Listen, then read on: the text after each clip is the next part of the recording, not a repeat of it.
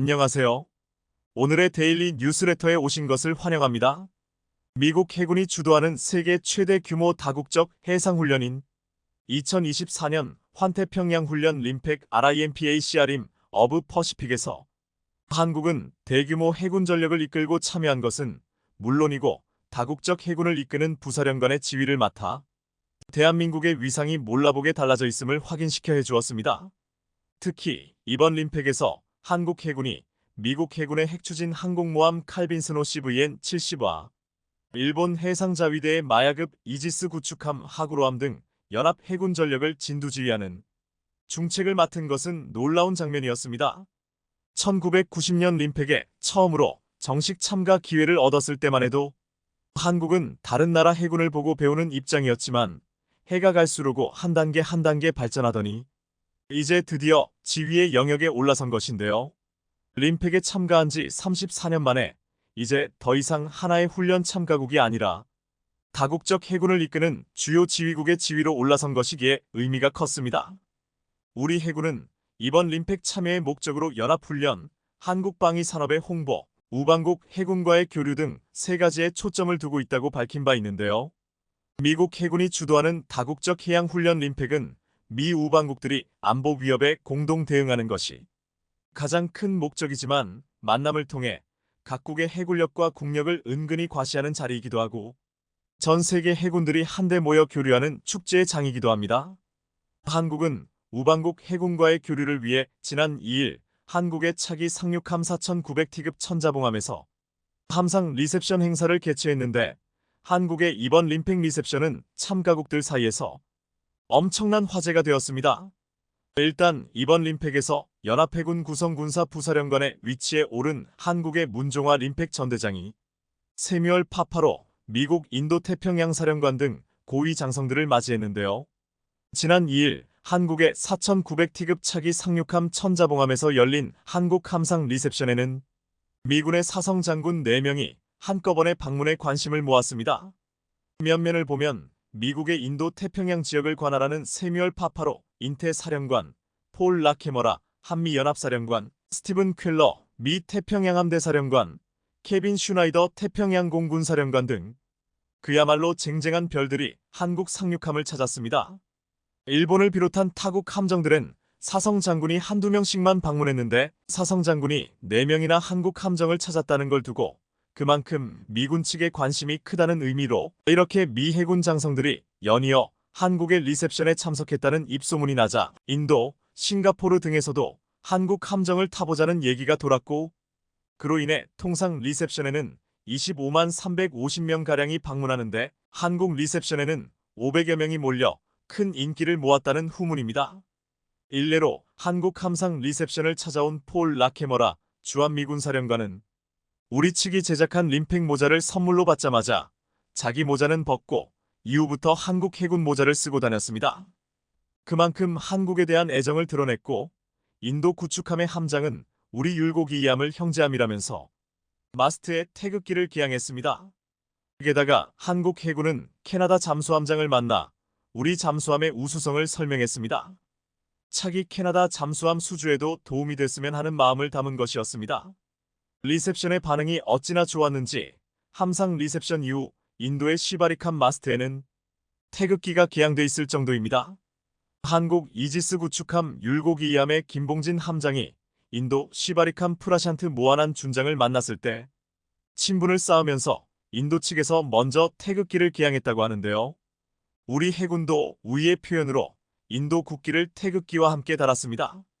인도는 이 과정에서 우리 해군의 형제국이란 표현까지 쓴 것으로 전해졌습니다. 이처럼 림팩을 통해 우방국을 비롯한 각국 해군 지휘관들과 교류를 높여가는 한편 한국은 림팩 리셉션에 하와이에 거주하는 생존 625 참전 용사를 초청해서 감동을 주었습니다. 우리 해군이 6.25 참전 용사를 초대한 이유는 오늘날 한국이 이런 국력을 갖게 된 것도 당신이 없었다면 불가능했다는 메시지를 주기 위해서였고 이를 본 외국 해군들은 한국의 이런 면모를 높이 평가했다는 후문입니다. 한국은 올해 림팩에서 지휘부라고 할 수 있는 연합해군 구성군사 부사령관으로 진입했는데요. 반면 일본은 역대 림팩에서 미국의 고정 파트너 자리를 지켜왔습니다. 림팩을 총지휘하는 연합기동부대 사령관은 보통 미 3함대 사령관 올해는 존 웨이드 중장이 맡고 연합기동부대 차석 사령관 바이스 CCTF는 일본 해상자위대가 맡아왔습니다. 올해는 요코타 가즈시 해장보가 이 자리에 있습니다. 일본의 국력과 림팩 기여도 등을 종합한 배려라고 합니다. 그런데 일본의 경우 전쟁 포기 등이 포함된 평화 헌법으로 인해 다국 적군의 전투 지휘를 담당할 수 없습니다. 이 때문에 인도적 지원 및 재난 구호 HADR 역할에 방점이 찍혀 있습니다. 전투 지휘는 연합기동부대 사령관과 그를 보좌하는 연합기동부대 부사령관 대표티 CCTF 라인으로 이어지는데 부사령관은 직제상 일본 측이 맡는 차석 사령관보다는 낮습니다. 이 때문에 우리 해군은 한국이 2026년에는 연합해군 구성 군사령관으로 2028년에는 연합기동부대 부사령관이 될 것을 목표로 한다고 밝혔습니다. 해군 안팎에서는 충분히 가능한 목표라고들 얘기합니다. 더구나 한국은 올해 림팩에서 미국 다음으로 많은 전력과 인력을 파견하는 등 림팩에 대한 기여도 역시 적지 않습니다. 그런데 한국은 연합훈련 중이라는 와중에도 한국산 방산 무기 전시회까지 열었습니다. 최근 한국산 무기에 대한 관심이 엄청난 가운데 각국의 실무자라고 할 수 있는 군인들을 상대로 전시회를 열어버린 겁니다. 그야말로 장사천재 한국이라는 명성에 걸맞는 행사로 보이는데요. 이번 훈련에 참가한 29개국 중 이지스 구축함이 동원된 나라는 한국, 미국, 일본, 호주 등 4개국. 잠수함 참가 나라는 한국과 미국 등 2개국뿐이었습니다.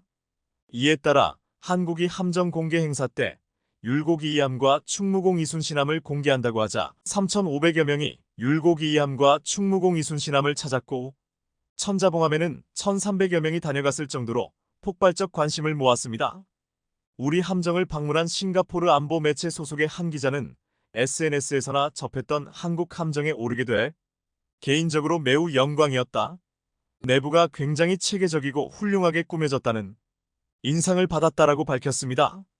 이런 가운데 해군은 국내 방산업체들과 협력해 지난 13일 천자봉함 차량갑판에서 방산 전시회를 열었는데요. 우리 해군은 이번 함상 리셉션을 통해 총 60조 원 규모로 12척 잠수함 건조를 추진 중인 캐나다 측에 우리 해군 잠수함의 우수성을 알리는 등 K방산 세일즈에도 힘을 쏟았습니다.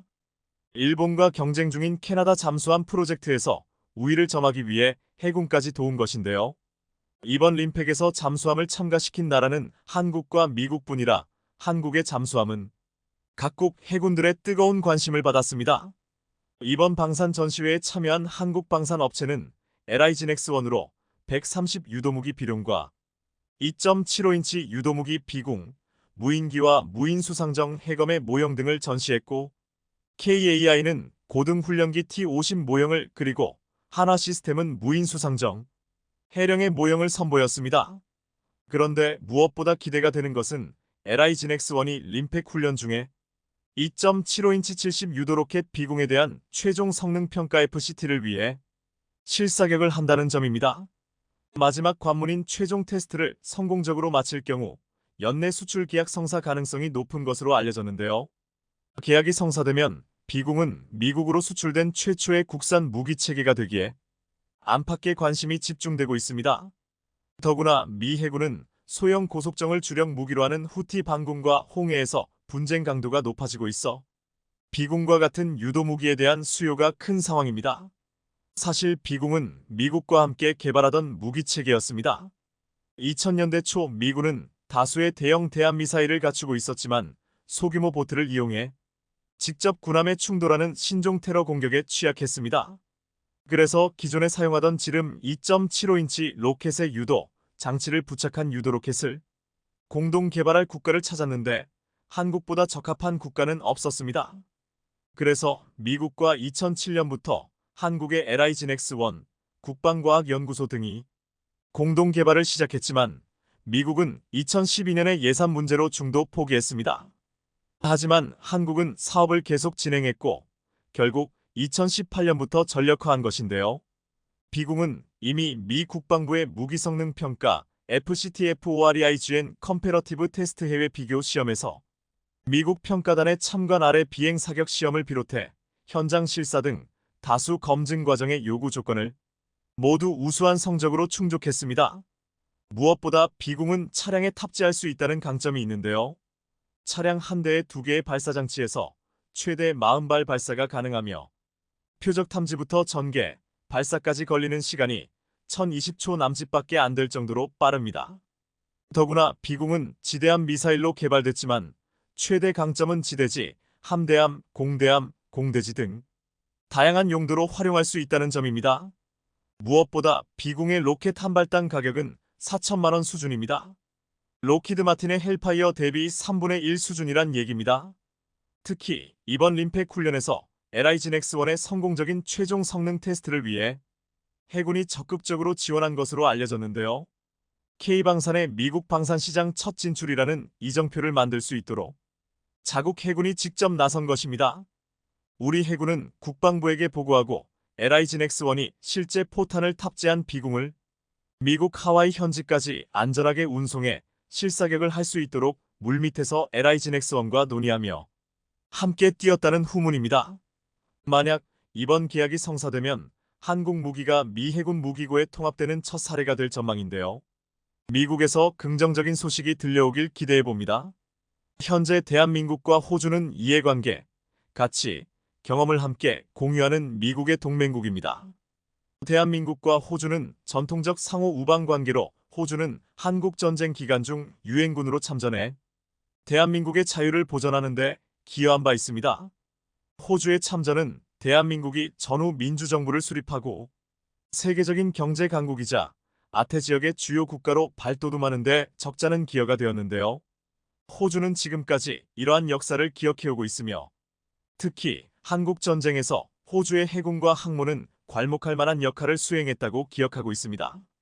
1997년 말에 한국이 외환위기로 휘청거릴 때 수습이 지지부진하자 당시 호주 총리가 IMF에 빨리 한국 지원해주세요라고 요청했다는 설이 있을 정도로 한국이 호주와의 무역에서 꽤 비중이 있다는 점을 엿볼 수 있는데요. 실제로 IMF 사태 당시 가장 먼저 한국을 지원하겠다고 발표한 나라는 호주였습니다. 그 후로 한국과 호주는 다방면으로 협력 관계를 맺어오고 있습니다. 최근 들어서는 한국이 두각을 보이고 있는 방산 분야에 대한 협력이 가속화되고 있는데요.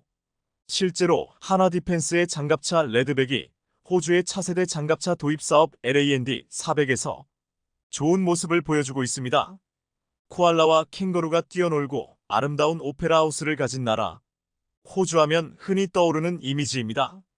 그러나 호주는 나름 전 세계 19위의 군사력을 갖춘 군사 강국인데요. 현재 호주는 엄청난 돈을 쏟아부으며 군사를 키우려고 하고 있습니다. 그 이유는 바로 중국 때문인데요. 중국이 동남아시아 국가와 남중국해에서 영유권 분쟁을 일으키면서 이들 섬을 군사기지로 삼고 있는 모습을 보이고 있기 때문입니다. 이렇듯 호주는 추후 중국이 남중국해 군사기지를 발판으로 무력을 행사할 가능성을 염두에 두고 군사력을 강화하고 있습니다. 실제로 최근 스콧 모리슨 호주 총리는 호주는 제2차 세계대전 이후 가장 중요한 전략적 재편성 과정에 있다고 언급했었는데요. 이는 남중국해와 관련해 영향력을 높이려 하고 있는 중국을 견제한 발언으로 보입니다. 최근 발표한 호주의 2020년 국방전략 갱신을 보면 이 같은 사실은 더 명확해집니다. 해당 백서에는 인도 태평양 지역에서 중국은 더 큰 영향력을 적극적으로 추구하고 있다고 나와 있는데요. 즉 호주는 대놓고 이야기는 안 했지만 중국을 잠재 적국으로 바꾼 겁니다. 실제 호주 내부에서는 이를 두고 노골적으로 중국을 가리킨다는 평가도 있었습니다. 호주는 홍콩 보안법 제정 과정에서 중국이 홍콩 시위대를 과격하게 진압하는 데 큰 반대 입장을 표명했었는데요. 그러자 곧바로 중국은 호주 수출품 목록을 만들어 관세 부과와 비관세 장벽을 검토하는 등 호주에 경제적 압박을 줬습니다. 심지어 중국이 호주에서 영향력을 키우기 위해 정계와 학계에 대한 공작을 벌이다 들통이 나면서 양국 간 관계는 더 얼어붙고 말았습니다. 최근에는 이런 일까지 발생하고 있는 상황입니다. 심지어 호주에 있는 중국 유학생들의 신변이 위협받고 있는 것인데요. 휴먼라이츠 위치에 따르면 중국 정부가 민주화 지지 입장을 밝힌 호주의 중국 유학생들을 압박하기 위해 중국에 거주하는 이들 가족을 위협한 것으로 전해졌습니다. 경찰들이 부모 집을 찾아가 겁을 주거나 전화를 걸어 자녀에 대해 질문했다는 겁니다. 뿐만 아니라 신장 위구르 자치구 출신 유학생은 방학을 맞아 귀국했을 때 당국이 자신을 소환해 스파이로 활동할 것을 회유했다고 증언하기도 했습니다. 또 다른 중국 유학생은 호주에서 트위터 계정을 개설하고 민주화 운동을 지지하는 글을 게시했다가 중국 당국으로부터 귀국 즉시 감옥에 잡혀갈 것이라는 협박을 받은 것으로 전해졌는데요. 호주에 유학을 갔다는 이유만으로 국가의 감시 대상이 되고 저런 대우를 받다니 참으로 황당한 상황입니다. 이처럼 호주의 반중 정서가 점점 짙어지는 가운데 한국도 호주와 함께 중국에 대항하기 위한 훈련에 참가하기 위해 나섰는데요. 잘 아시다시피 중국은 우리의 천년의 적이라고 불릴 만큼 오랫동안 한국을 괴롭혀왔습니다. 그런데 이제는 한국도 마냥 지켜만 보지 않고 중국을 겨냥한 싸움에 힘을 보태기로 한 겁니다. 실제로 지난달 우리 해군은 미호주 주도의 텔리스먼 세이버 연합훈련에 처음으로 참가하면서 세계를 놀라게 했습니다. 2005년 시작된 텔리스먼 세이버 훈련은 미국과 호주 양국 간 동맹의 핵심으로 2년마다 실시되고 있는데요. 이 훈련은 사실상 중국을 겨냥한 것이라는 시각이 적지 않습니다. 그런데 이번에 한국이 훈련에 참가하면서 미국과의 끈끈한 동맹 관계는 물론 호주와도 새로운 연합전선을 구축하는 모습을 전 세계에 알리게 됐습니다. 이번에 우리 해군은 4,400티급 한국형 구축함, 헬기, 해군해병대 병력 240여 명을 이끌고 훈련에 참가하며 위용을 드러낸 것으로 전해졌습니다. 이 같은 한국의 텔리스먼 세이버 훈련 참가 소식에 중국은 결국 불편한 심기를 드러내고 맙니다. 특히 중국 전문가들은 한국의 비우호적인 태도를 반영한다며 비난 목소리를 높였습니다. 중국 당국은 이번 군사훈련이 중국을 겨냥한다는 사실을 알고 있으면서도 한국이 참여를 결정했고 매우 적절하지 못한 처사라고 대놓고 비판했습니다. 이렇게 중국이 한국의 연합훈련 참여를 두려워하는 이유가 있습니다. 이번 텔리스먼 훈련에서 미국은 호주에서 중국을 겨냥해 고기동 다연장 로켓 HIMARS과 패트리엇 미사일 PAC-2 실사격 훈련을 이례적으로 실시한 모습이 공개했는데요. 그중 미 해병대 고기동 다연장 로켓 하이마스 HIMARS 포대가 유도 로켓을 집중 사격하는 영상이 주목받았습니다. 하이마스는 영화 강철비로 널리 알려진 MLRS 대구경 다연장 로켓을 경량화한 다연장 로켓입니다. 하이마스의 227 다연장 로켓 한 발은 최대 축구장 1개 면적을 초토화할 수 있는 것으로 알려져 있습니다. 수류탄과 비슷한 위력을 갖는 자탄이 644개나 들어있기 때문입니다. 그런데 이 하이마스가 유사시에 한반도에 신속하게 투입돼 핵심 전력으로 사용할 수도 있다는 것인데요. 이 같은 장점 때문에 하이마스는 중국을 겨냥한 미 육군의 새로운 다영역 작전 MDO 개념에서도 핵심 역할을 합니다. 하이마스는 에이테킴스 미사일을 개량한 신형 프리즘 미사일 2발을 탑재할 수 있는데요. 프리즘은 최대 500km 떨어진 지상 표적은 물론 함정도 타격할 수 있습니다. 즉, 평택 미군 기지에서 서해상의 중국 항모 전단 등 모든 함정을 타격할 수 있다는 얘기입니다. 뿐만 아니라 중국의 항모 킬러로 불리는 한국의 CIWS 이 개발 사업의 속도가 빨라지자 중국이 당혹스러운 모습을 보이고 있습니다. 지난 영상에서 말씀드렸다시피 CIWS는 함정에 탑재된 미사일로 요격에 실패한 적 대한미사일을 마지막으로 방어하는 수단으로서 최후의 보루로 불립니다. 국산 CIWS-2는 첨단 AESA 레이더가 장착돼 있는데 이러한 방식은 현재까지 세계적으로 유례가 거의 없는 일인데요.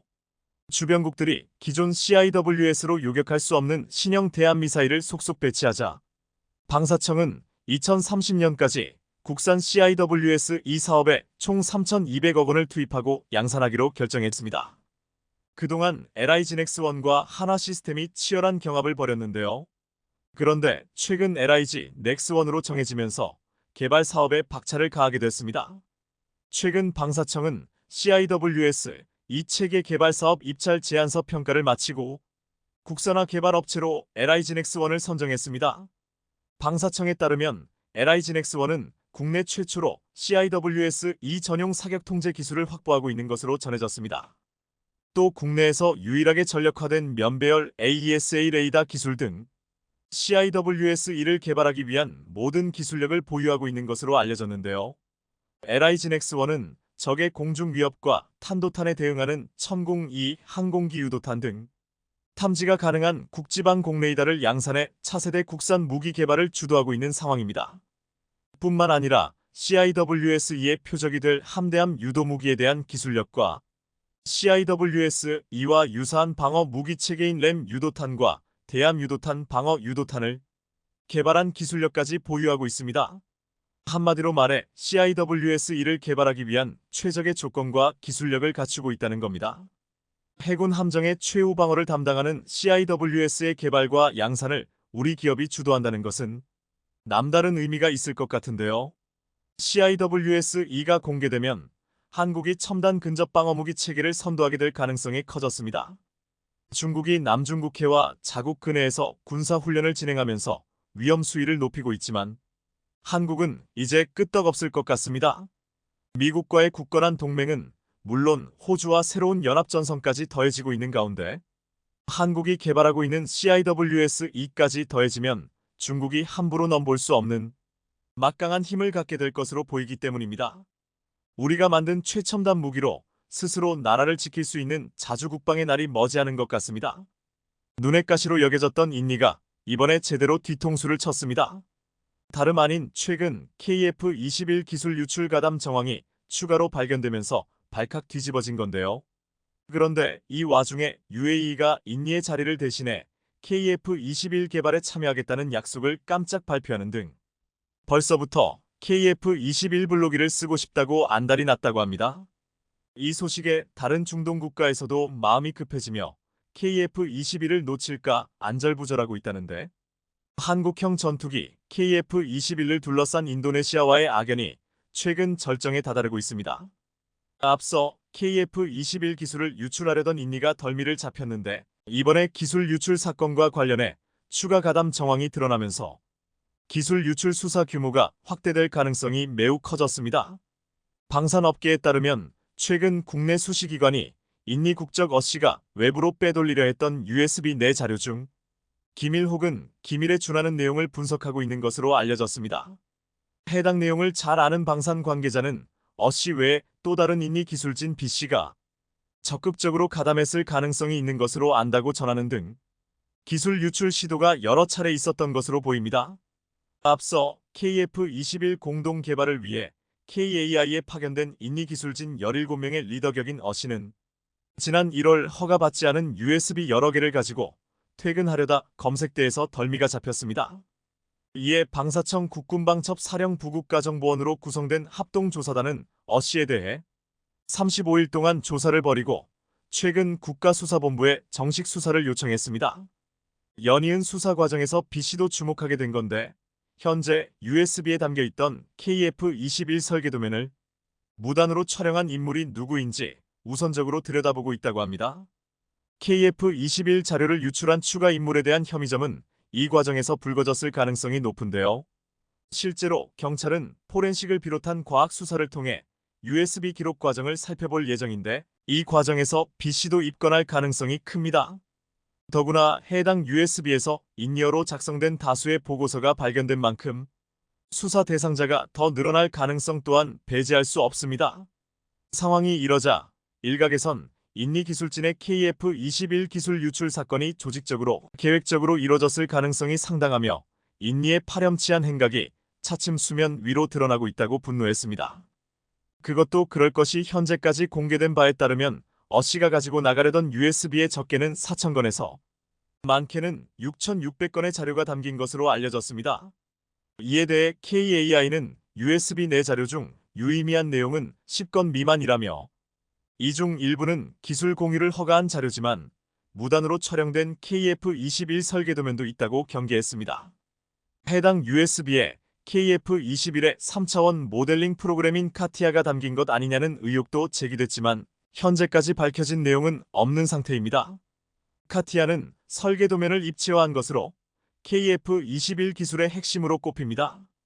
그동안 KAI는 인니 기술진이 KF-21 기술을 자체 학습하는 과정에서 카티아나 이와 유사한 프로그램을 만들어 볼 순 있지만 KAI의 기술을 직접 유출하는 건 엄격한 통제 시스템상 불가능하다고 밝혀왔었습니다. 예민한 사안인 만큼 이번을 계기로 USB 내 자료가 언제부터 축적돼 왔는지도 밝혀져야 할 것으로 보이는데요. 관련 기술 정보를 놓고 인니 기술진들이 오랫동안 현지 관계자들과 공유했을 가능성이 있기 때문입니다. 그런데 뻔뻔하게도 인니 정부는 이런 일에 대해 완전히 모른 척하며 어영부영 넘어가려는 분위기인데요. 실제로 지난달 치러진 인니 대선에서 당선이 확실시되는 프라보워 수비안토 국방부 장관이 한국과 공동으로 개발 중인 KF-21 사업과 관련해 원만한 해결을 기대한다며 예상치 못한 답변을 내놓았습니다. 지난 6일 프라보워 장관은 우리 외교부 당국자와 만나 KF-21을 둘러싼 사안의 원만한 해결을 기대한다며 미래 양국 국방 협력의 토대가 되는 인적교류 확대에도 관심을 갖고 있다며 심지어 이 자리에서 프라보워 장관은 미납하고 있는 KF-21 분담금에 대해서도 이런 방구도 없었습니다. 인니는 2016년 KAI와 계약을 맺고 KF-21 개발비의 20%인 1조 7천억 원을 2026년까지 부담하기로 했지만 2019년 프라보워 장관이 국방부 장관이 된 후 예산 부족을 이유로 분담금 지급을 중단했고 지금까지도 제대로 내지 않아 1조 원을 연체 중입니다. 인니는 또 2019년 대우조선해양과 1조 3,400억 원 규모의 잠수함 세척 건조 계약을 체결했지만 아직 계약금도 내지 않아 계약이 미발효 상태인데요. 상황이 이런데도 변명은커녕 현재 수사 중인 인니 기술자들의 KF-21 자료 유출 건에 대해서도 모른 척하며 넘어가려 하고 있습니다. 상황이 이러자 분노에 찬 방사청과 KAI가 인니를 버리고 다른 플랜에 들어갈 준비에 돌입했는데요. 앞서 UAE에서 KF-21 개발에 엄청난 관심을 타냈었는데 UAE와 손을 잡기로 하는 등 큰 결단을 내린 겁니다. 방산업계에 따르면 실제로 최근 국산 무기에 큰 손으로 떠오른 UAE와 KF-21 전투기 사업 참여 MOU를 체결했다는 엄청난 소식이 전해졌습니다. 앞서 UAE는 KAI가 생산하는 T-50 고등 훈련기 KF-21에 관심을 표명했었는데 특히나 KF-21을 UAE가 기존에 보유한 F-16을 대체하기 위해 눈독을 들어왔었습니다.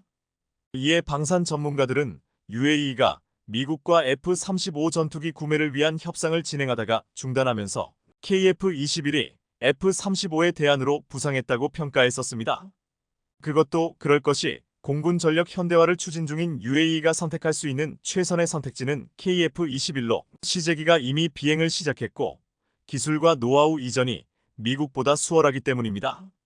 이런 이유로 이미 UAE 내부에서는 자신들의 방위산업 육성에도 도움을 줄 수 있는 전투기가 KF-21에 밖에 없다고 답을 내려놓은 상태였습니다. 그리고 이번에 UAE와의 KF-21 MOU 체결은 블록이 개발 사업부터 UAE가 참여하겠다는 의미로 다시 말해서 KF-21 블록이 개발에 투자하겠다는 것으로 보입니다. UAE가 KF-21에 돈을 쓰게 되면 KF-21을 최대한 많이 생산의 단가를 낮춰야 하는 KAI와 한국 공군 입장에서는 대형 호재가 아닐 수 없는데요. 올해는 양국이 이런 내용을 담은 의향서를 작성한 상태로 내년부터 본격적으로 관련 협의가 시작될 것으로 보입니다. 이에 따라 블록 1이 완성될 쯤인 내후년에 UAE와 블록 2 스펙에 대해 구체적인 이야기가 오고 갈 예정으로 일단 UAE는 이번에 한국과 전략적 파트너십을 맺으면서 KF-21 도입을 희망하는 여러 나라들 중 영순위로 올라서게 된 겁니다. 이렇듯 UAE의 KF-21 채택은 중동 다른 국가들에도 좋은 사례가 돼 UAE가 중동 방산 수출의 허브 역할을 하면서 윈윈하는 효과를 낸다는 분석도 나옵니다.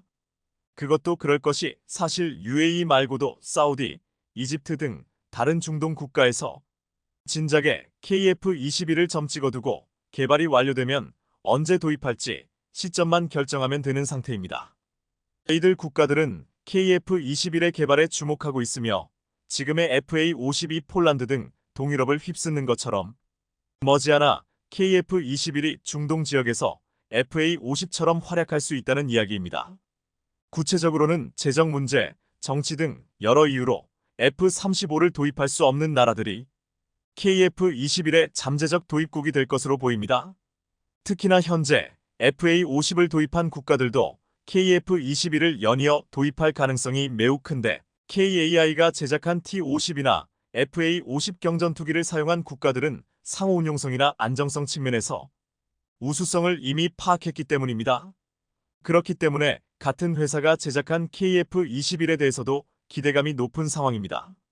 FA-50, T-50 계열 항공기에 관심이 많은 이집트가 F-35 구매에 실패하면서 자연스레 다음 시선은 KF-21로 향할 것이라는 관측이 지배적입니다.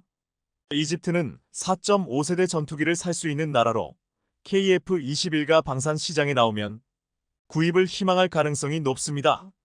여기에 더해 추가로 도입이 유력한 국가로는 태국이 있는데 태국은 이미 T-50 계열 항공기를 도입했고 동시에 F-35 구매 의사를 타진한 나라였습니다. FA-50 18대 도입을 결정한 말레이시아도 한국 방산의 큰손 폴란드도 KF-21을 선택할 가능성이 커 보이며 이 외에도 필리핀과 사우디에서도 러브콜이 이어질 것으로 보입니다. 이렇듯 한국 방위 산업에서 KF-21의 역할은 무척이나 상당히 중요해 보이는데요. 우선 우리 군에서는 결국 KF-21을 더 개량하고 발전시켜 국산 전투기로서 F-35를 빼고 나머지 모두 KF-21로 대체할 것으로 보이며 나아가 전 세계 방산 시장에서는 한국 방산의 경쟁력을 드높일 자존심이 될 것으로 보입니다. 앞으로 남은 KF-21의 개발 절차에 따라 지금처럼 잘 만든다면 전 세계 방산 시장에서 인정받는 전투기가 될 것이라는 사실은 믿어 의심치 않습니다. 현재 KF-21 전투기 개발 차근차근 진행되고 있으며 전투기로서의 성능을 입증하는 무장 발사 시험을 진행하면서 올해 중 양산 계약도 체결 가능할 것으로 보입니다. 앞서 작년에 KF-21은 무장 분리 시험에 성공했으며 방산 관계자에 따르면 최근 KF-21의 공중급유 시험을 비롯해 전체적으로 계획된 일정이 착착 진행되고 있다고 합니다. 이렇듯 대한민국은 첨단 전투기를 개발하는 만큼 기술 공유를 통한 공동 개발로 투자금을 확보하는 등 국제 협력을 이끌어 내 장기적인 프로젝트를 성공적으로 끝마칠 수 있는 토대를 닦아 나가야 할 것으로 보이는데요. 이번에 UAE와의 협력이 그 초석이 될 것으로 보이며 앞으로도 한국 방산 산업의 글로벌 리더십이 확보될 수 있는 방향으로 흘러갔으면 합니다. 대한민국의 반도체 기술이 엔비디아를 제치는 엄청난 한방을 가격해 반도체 업계가 난리가 났습니다. 최근 한국이 미래 반도체 핵심 기술을 선점하면서 초격차 경쟁력 확보가 가능해진 건데요. 글로벌 반도체 업계 치열한 경쟁으로 핵심 기술 인재 유출이 이어지고 있는 상황에서 엄청난 희소식이 전해져 앞선 영상에서 소개해드린 것처럼 최근 전 세계적으로 AI 반도체 전쟁이 불붙으면서 반도체 인력 유출이 점점 노골적으로 깊숙이 진행되고 있는 상황인데요. HBM 기술 개발 경쟁에 불이 붙으면서 메모리 반도체 강국인 우리나라의 인력 유출 우려도 커지고 있습니다. 인공지능 AI 서버에 탑재되는 고대역 폭메모리 HBM은 D램 여러 개를 수직으로 연결해 데이터 처리 속도를 혁신적으로 끌어올린 반도체로 제작에 최첨단 기술이 필요합니다. 그런데 최근 인공지능이 주목을 받으면서 HBM과 같은 고성능 메모리 반도체 수요가 급증하고 있는 상황입니다. SK하이닉스가 가장 먼저 양산에 성공했고 삼성과 마이크론, 중국 창신 메모리가 뛰어들면서 전 세계적으로 기술 경쟁이 뜨거운데 문제는 이 과정에서 인력 빼가기를 통한 불법 기술 유출이 잦아지고 있다는 점입니다. 최근에는 마이크론 임원이 된 SK하이닉스 전 연구원 어씨에 대한 전직 금지 가처분이 인용되면서 마이크론에 대한 경계감이 커지고 있는 중입니다. SK하이닉스 HBM 설계를 주도해오던 핵심 인물이 경쟁사인 마이크론에 이직했기 때문인데 실제로 그는 3차원 적층 HBM 원천 기술 확보에 결정적 역할을 했던 것으로 알려지며 뒤통수를 제대로 쳤습니다. 여기에 더해 삼성전자 출신인 B씨도 얼마 전 마이크론으로 옮겼는데 B씨는 삼성에선 HBM이 개발 조직에서 근무했고 이직 후 마이크론에서도 HBM2와 HBM3 개발 조직에 속해 있던 것으로 알려졌습니다. 그런데 이뿐만이 아니라 삼성과 SK하이닉스에서 경쟁 기업에 이직한 직원이 수백 명에 달하는 것으로 드러나면서 충격을 주고 있습니다. 전 세계가 반도체 인재난을 겪는 상황에서 최고의 메모리 반도체 기술력을 갖고 있는 한국에 눈독을 들이고 있는 겁니다. 그런데 과거의 경우 국내 반도체 인재들이 중국 기업으로 쏠렸다면 최근에는 거처가 미국 기업으로 바뀌고 있습니다. 실제로 최근 국내 언론 보도에 따르면 삼성 직원 260여 명, SK하이닉스 직원 110여 명이 마이크론으로 자리를 옮긴 것으로 드러났습니다. 공개적으로 알려지지 않은 직원까지 포함하면 마이크론으로 옮긴 삼성 SK하이닉스 직원은 더 많을 거라는 게 전문가들의 분석입니다. 여기에 더해 파운드리 사업 재진출을 선언한 인텔로도 한국 반도체 인재 유출 위험이 감지되고 있는데, 실제로 작년 7월에는 인텔 이직을 준비하던 삼성 엔지니어 C씨가 징역을 선고를 받기도 했습니다. 당시 C씨는 삼성 파운드리 핵심 기술이 담긴 파일 33개를 유출하려다 적발되는 등 단순한 인재 유출을 넘어서 핵심 기술까지 빼내려는 대범한 시도가 계속되고 있는 상황입니다. 이렇듯 한국 기업들의 첨단 반도체 기술 핵심 인력이 경쟁사로 대거 넘어가면서 고대역 폭메모리, HBM을 비롯한 반도체 경쟁력이 위협받을 위기에 처했는데요. 이런 불미스러운 일을 막기 위해서는 더욱더 강력한 처벌이 만들어져야 하는 때로 보입니다. 우선 기업에선 경제적 인센티브와 커리어 관리를 통해 인재를 붙잡아 두는 당근이 필요해 보이며, 기업에만 맡길 것이 아니라 국가 차원에서도 강경한 대응이 필요합니다. 한국도 대만 간첩법처럼 별도 법률을 제정해 처벌을 강화할 필요가 있으며, 양형 기준을 좀 강화해서 경각심을 가질 수 있도록 하는 게 중요해 보입니다. 최근 대법원 양형위원회가 국가 핵심 기술을 국외로 빼돌릴 경우 최대 징역 18년형까지 선고하도록 하는 방안을 마련해 이달 말 확정 지을 예정인데, 모쪼록 강력한 처벌이 있어야 할 것 같습니다. 그런데 최근 국내 연구진이 엔비디아 AI 반도체의 625분의 1의 전력을 쓰는 제품을 개발해내며 반도체 업계에 말 그대로 쇼킹을 안겨줬습니다. KAIST 연구팀이 최근 세계적으로 수요가 급증하고 있는 L 반도체를 자체 개발했는데, 엔비디아보다 전력을 적게 쓰면서 심지어 크기는 더 작다고 하는데요. 이에 따라 사람과 대화하고 각종 정보를 찾아주는 GPT 같은 거대 언어 모델 LLM AI를 배터리 소모 걱정 없이 스마트폰으로 장시간 사용할 수 있는 기반이 마련됐다며 들썩이고 있습니다. 반도체 업계에 따르면 최근 유해준 KAIST 인공지능 반도체 대학원 교수팀이 초전력 초고속 AI 반도체의 핵심 기술인 상보형 트랜스포머를 세계 최초로 개발했습니다. 성능이 뛰어나면서도 전기는 매우 적게 사용하는 AI 반도체를 개발한 겁니다. 실제로 국내 연구진이 이번에 개발한 AI 반도체를 활용해 오픈AI의 GPT-2 모델을 구동시킨 결과 언어를 생성하는데 0.4초밖에 걸리지 않았으며, 여기에 사용된 전력량은 400mW에 불과했습니다. 연구진이 이런 초저전력 기술을 만들 수 있었던 것은 AI를 돌리는 기술 두 가지의 특징에 집중했기 때문인데요. AI 작동 기술 중 하나는 스파이킹 뉴럴 네트워크, SNN로, 이는 실시간 정보 처리에 유리하지만 복잡한 정보를 처리하는 능력은 약한 게 특징입니다. 또 다른 기술은 심층 인공신경망, DNN인데, DNN은 이미지 인식과 비디오 정보 분석 같은 고난도 정보 처리가 가능합니다. 그런데 국내 연구진은 정보를 담은 데이터 크기가 작으면 SNN이 DNN보다 전기를 더 적게 쓴다는 점을, 반대로 데이터가 클 경우 DNN이 SNN보다 전기를 썼다는 사실을 알아냈습니다. 유 교수는 이론 단계에 머물러 있던 고성능 초저전력 AI 반도체를 실제로 구현하고 GPT-2를 구동시켰다는 점, 온디바이스 AI의 솔루션을 제공했다는 점에서 큰 의의가 있다고 말했는데요. 온디바이스 AI는 스마트폰, 전기차 등 기기에서 직접 AI를 구동할 수 있는 기술로, 데이터 서버를 거치지 않고 기기에서 바로 데이터를 처리하기 때문에 속도가 빠르고 보안 측면에서도 안전에 많은 기업이 관심을 보이는 분야입니다. 다만 그동안 개발된 AI 반도체는 전력 소모가 너무 커 온디바이스 AI로 이용하기에 제약이 많았지만, 이런 문제들을 해결한 겁니다.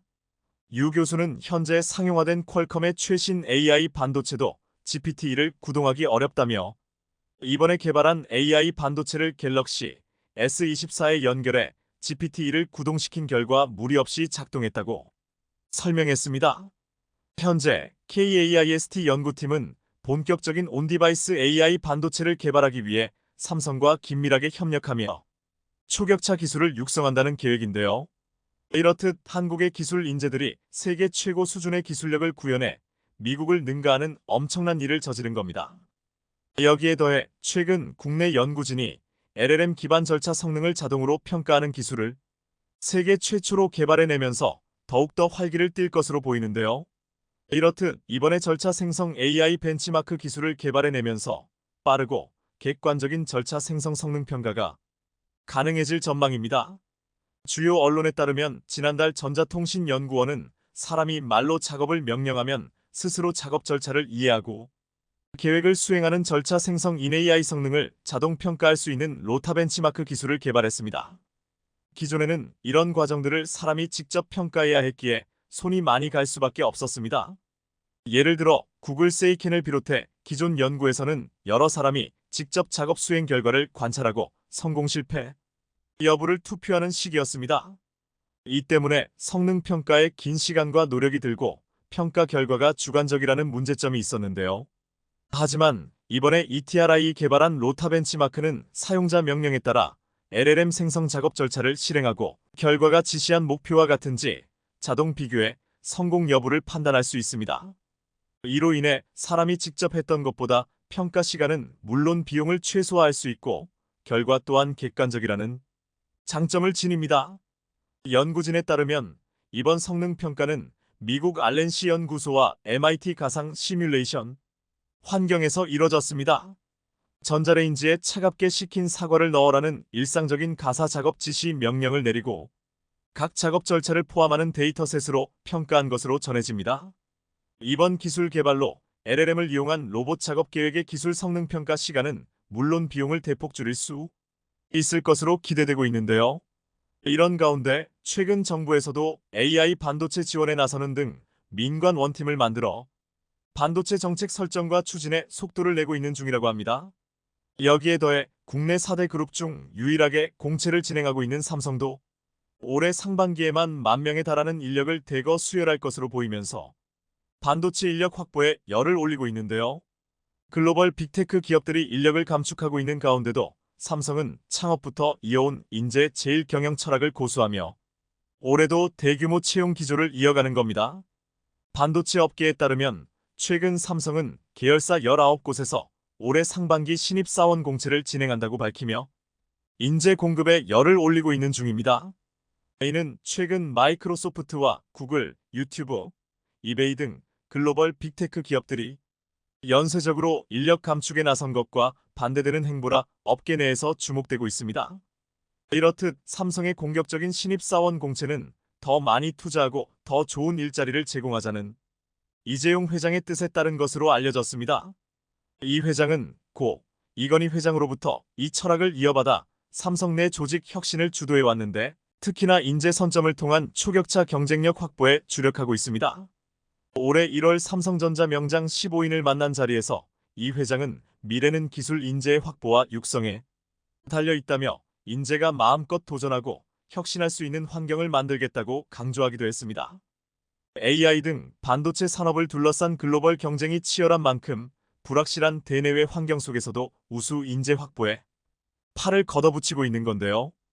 아무리 AI 반도체 시장 경쟁이 치열해졌다고 하지만 한국의 반도체 핵심 기술과 인력을 빼가는 건 시청해주셔서 감사합니다.